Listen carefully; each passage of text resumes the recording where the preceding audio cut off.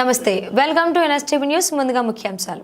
జనగాం పట్టణంలోని జిల్లా collector office ఎదురుగా 5 రోజులు దీక్ష చేపడుతున్న బ్రిడ్జ్ సాధనా సమితి అధ్యక్షులు యాసారపు కరుణాకర్ వారు చేపడుతున్న రిలే నిరాహార దీక్షలను సందర్శించి నా జనగామ అమ్మ ఫౌండేషన్ వ్యవస్థాపక అధ్యక్షుడు మంతెన మణికుమార్ మాట్లాడుతూ జనగామ మండలం గానుగుపాడు చీటకోరూరు మధ్య బ్రిడ్జి నిర్మాణం చేపట్టాలని, ప్రజలు తీవ్ర ఇబ్బందులకు గురవుతున్నారని, ఒక సమస్యపై రిలే నిరాహార దీక్షలు చేసిన ప్రభుత్వం అధికారులు స్పందించాలని, ప్రభుత్వం వెంటనే స్పందించాలని కోరారు.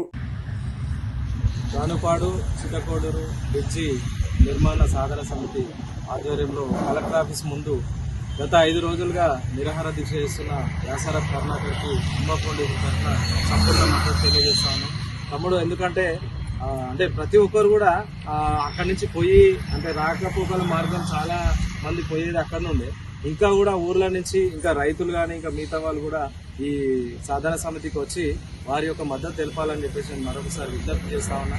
ఎందుకంటే అతను స్వతహాగా ఆయన ఇంటి కోసమో లేకపోతే ఇంకో దాని కోసం చేయట్లేదు.